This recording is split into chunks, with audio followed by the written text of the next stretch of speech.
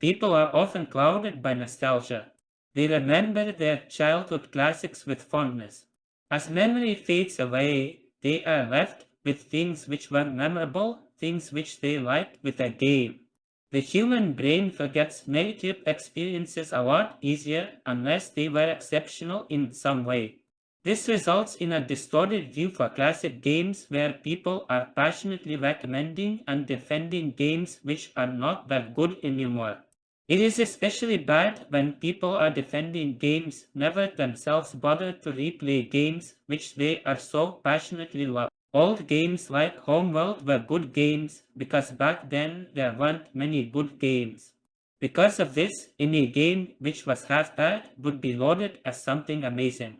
It does not help that various influencers like YouTubers play old games and get on hype wagon, hyper-focusing on aspects which were good and ignoring all the rest. Don't be hypocritical simpletons. Know what you are talking about. If you are promoting a game, promote a game because it Homeworld and especially the remastered version does hold up. However, it holds up on its interesting story rather than gameplay, graphics, sound, or anything else. The game itself is very monotonous. It is hard to control your units. Campaign is brutal and it promotes only one way to play using engineering ships to capture enemy ships.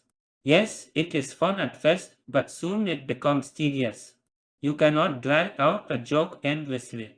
The longer it is here, the staller it gets. This game has built its entire gameplay around using engineering ships to steal enemy ships. It is not just for fun, you will quickly lose the game if you do not do this.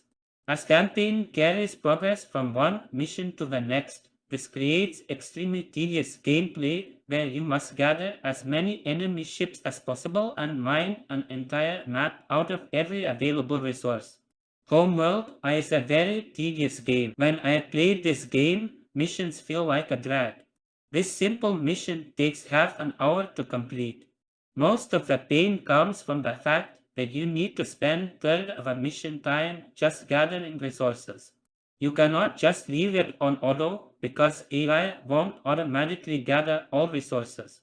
So you get stuck just sitting and watching a very monotonous resource gathering operation. Gameplay itself is also monotonous. You just produce X counter in rock, paper, scissors game and send it against the blob. It is very difficult to command your units. Camera is a complete pain. Navigating in three-dimensional space is a challenge in itself. Even when you zoom in, camera is overly sensitive and focus too much on a ship. The only redeeming value is in its story, which you could just watch in YouTube. Game is mediocre and unless you want to play a tedious, limited, frustratingly hard game at times, I would not recommend playing Homeworld I.